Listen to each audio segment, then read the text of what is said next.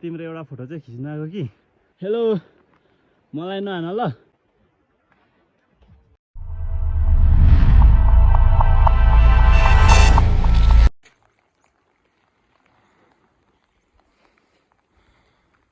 Hello साथीहरू, शुभ बिहानी। स्वागत छ आजको फेरि पनि तेस्रो दिनको नयाँ भिडियोमा तपाईहरुलाई। फाइनल्ली उज्यालो भइसक्यो, 5:30 नागिसक्यो है। हिजोको कुरा गर्नुपर्दा चाहिँ एकदमै नसक्ने अवस्थामा हामी आइपुग्यो है। तर पनि म चाहिँ टिम्बु पोखरी हेर्ने एउटा इच्छाले गर्दाखेरि चाहिँ त्यो जोस चाहिँ म माथि साफी गलेको थिएँ र पनि एउटा पुगेर हेर्छु भन्ने जोसले चाहिँ म आइपुगेँ हिजो। अरू सबैजना चाहिँ हिँड्नै नसक्ने अवस्थामा परेर आइपुग्नु भएको थियो। अनि हामी 2-4 जना चाहिँ आयौँ दुःख सुख। र आजको दिनमा के कसो हुनेछ हामी हेर्ने नै छौँ। दिन चाहिँ अब घाम लागोस् भन्ने दिन चाहिँ इच्छा थियो हाम्रो, तर त्यो हुन सकेन। घाम चाहिँ लाग्न सकेन है। ठिकै छ, अब अझै पानी चाहिँ पर्न रोकिएको छैन, तर पनि दृश्य चाहिँ हेर्न सकिन्छ है त। ल है साथीहरू, यहाँ अर्को पनि पोखरी रहेछ। के पोखरी हो नाम त थाहा छैन है, तर यहाँ पनि पोखरी रहेछ। यतिको छ है, सानो सानो रहेछ। ल अझै हेर्दै जानेछौँ। यताको बाटो जानुपर्ने म। साथीहरू, माथि केन्जो फुल छ है, गएर हेर्नेछौँ हामी केन्जो फुललाई। यहाँबाट चाहिँ दृश्यहरू यस्तो देखिने भएको छ है। तर घाम लागेको भए अझै पनि राम्रो देख्ने मौका हामीसित थियो। साथीहरू, पुग्नै लाग्यो, तर यहाँनिर आएर एउटा डाँफे चाहिँ मलाई साह्रै हेर्ने रहर थियो है। खोइ कहाँ टाकुरा माथि आएर बस्छ भन्थ्यो। कतापट्टि हो म देख्दिनँ। पुग्नै लाग्यो है त, अलिकति बाँकी छ अब। साथीहरू, फाइनली एकदमै नजिक हामी पुगिसक्यो टिम्बु पोखरीको। हेर्नलाई म एकदम एक्साइटेड छु है त। ओ सेट, प्लास्टिक झाडिराखेँ मैले। ल एकदमै एक्साइटेड। म नजिक भन्दा पनि नजिक पुगिसक्यो टिम्बु पोखरीको।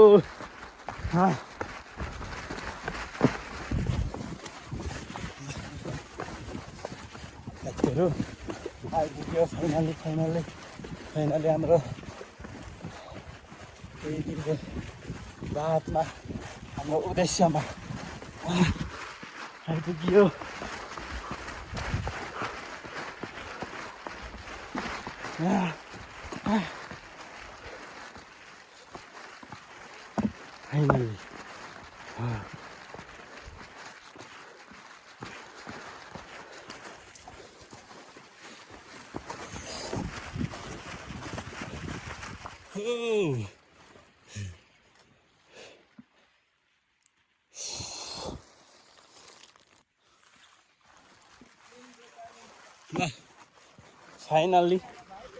फाइनली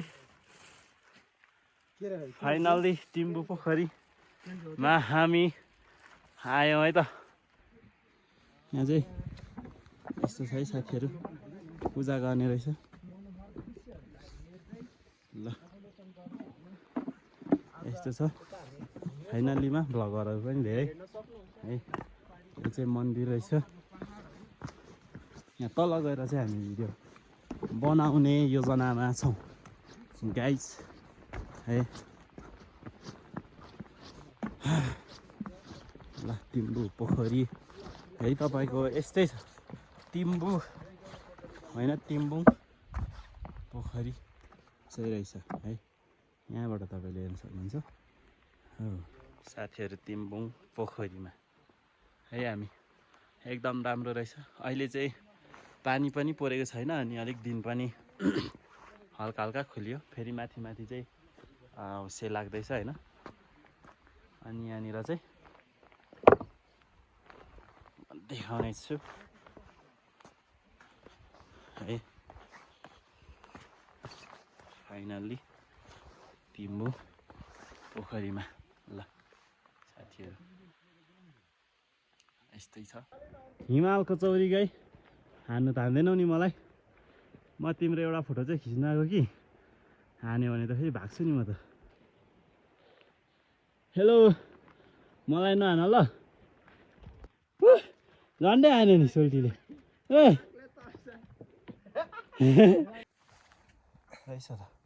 फाइनल्ली साथीहरू एउटा केन्जोको नातिनीलाई हामीले भेटाएको छौँ। चौरी पनि छ। चौरी भाइहरू ए दिदीहरू एकछिन बस है त्यहाँ। म भिडियो बनाउन आउँछु कि मेरो पनि भिडियोमा आउनु पऱ्यो ल तिमी।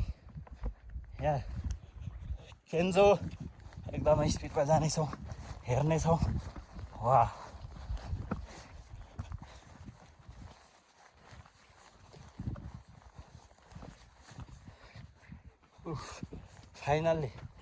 फाइनल्ली धेरै यात्राको बादमा केन्जोको नाति बच्चाहरू नातिनी वाउ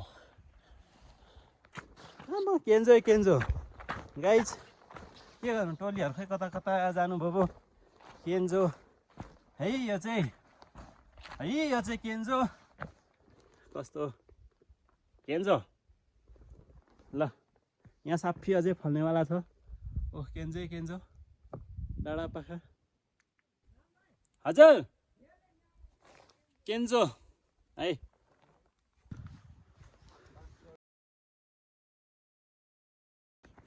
चौरी है ल एकदमै गोर्से हो दिदी बहिनीहरू तपाईँहरू के खानुहुन्छ यहाँनिर के गर्दै हुनुहुन्छ है। एकदम से के गर्दै हुनुहुन्छ के छ खबर तपाईँहरूको। हामी चाहिँ एकदमै हिमालको उचाइमा 4,000 भन्दा माथि 4 भन्दा माथि 4200 को उचाइमा हामी हिँडिरहेको छौँ पाहाडमाथि। यस्तो छ एउटा है हिँड्नुको मजा पनि छुट्टै यहाँ। हाम्रो टोलीहरूलाई चाहिँ अगाडि छिरिसक्नु भएको छ। गाह्रो भयो केन्जो फुलमा जानलाई एकदमै हामी तातिरहेका छौँ चढिरहेका छौँ। यहाँबाट जानुपर्छ केन्जो यहाँ तेर्सो माथि गयो अनि माथि जाँदा नि भयो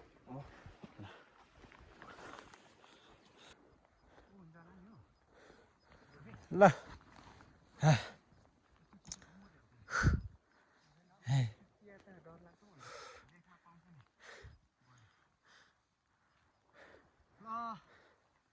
हामी चाहिँ हिमाल चढ्नु के चढ्नु र चढ्दाखेरि यो यस्तो पो चढ्ने हो त। ल पुग्यो होला त अनि ल हेर्नुहोस् त अझै हाम्रो बाटो हेर्नु न हाम्रो टार्गेटहरू हेर्नुहोस् त ल देखाइदिनुहोस् त। अझै पुरै पुग्न लागि हामी पुग्यो तिम्रो सबले के राम्रो लाग्छ आज जाऊ त भाइ परबाट हिँड्दै आऊ। यहाँ चाहिँ एकदमै भिड छ भने पुरा यो हुस्सु तल बस्दै भए कस्तो दामी हुन्थ्यो याद है।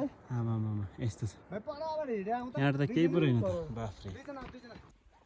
वनस्पतिका बुट्टाहरू थुप्राहरू ठासोहरू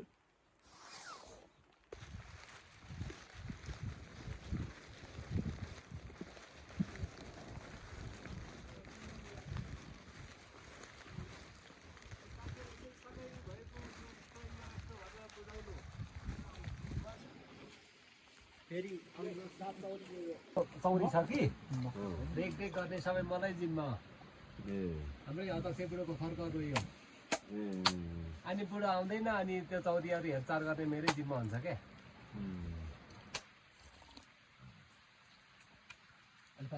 बुढो पनि आउने कुरो चाहिँ छ यो चौरी चाहिँ साथीहरू 5 वटा गाईको दुधाखेरि अस्ति असार त्यति जति हुन्छ अरे है होइन अब भदौ 2-4 गते छुर्पी छाउमा त्यो 2 दिनमा आउने गरी आज चाहिँ खाजा खाना केही खाइएको छैन अनि हामीले यहाँ घोडाले मजाले सातु घोलेर र कोही कोही ठाउँमा चाहिँ घोडा हिँड्नु हिँड्ने रहेछ तर त्यस्तो पाखामा त्यो उराङले भारी बोकेको देखेर अचम्म लाग्यो मलाई अनि पुरै मान्छे हिँड्नु नसक्ने ठाउँमा भारी बोकेर तिनीहरू हिँड्दैछ जातै त्यस्तो नि पानी नै हो यत्रो गर्दैछु धन्न अलिकति छिटो ओर्नेमै साथी हो भाइलाई ल्याउन मिसिरी भाइलाई त्यहाँ राखिदिन्छ भने अनि चौरी चाहिएको त्यो खेलाउने रहेको यस्तो खालको चौरीले चौरीको दुध ल भाइ चौरीको दुध सुरुप सुरुप खानु चौरी धुवाई चाहिँ खतरा हुँदो रहेछ म चाहिँ धुई खानु नसक्ने रहेछु मिहिनेत हुनुपर्छ यहाँ आगो ताप्नु दुःख छ हामी च्याङ्रा खाने ठाउँमा बस्ने चर्कोमा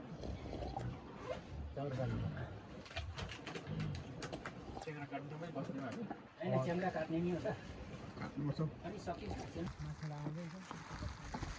यो चिसोमा भेडाहरू यहाँनिर चर्नलाई पानी खाँदैछ है भ्या गर्दैछ यो स्थान चाहिँ सेलेले तिमु पोखरी जाने बाटो भनेर चाहिँ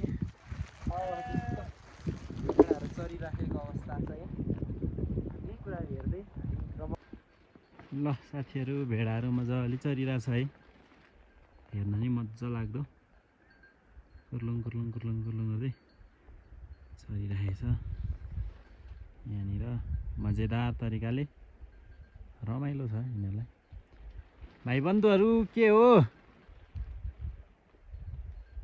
यस्तो चिसोमा तिमीहरू मसित आउनु होइन साथीहरू भिडियो हेरिदिन भएको लागि हाम्रो यात्राहरू यतिमै सकिन्छ अनि भिडियो पनि यस्तै भिडियो हेर्नको लागि तपाईहरू मगर लाफाको च्यानललाई भिजिट गर्न सक्नुहुन्छ है त फेरि भेट्नेछौँ नेक्स्ट भिडियोमा।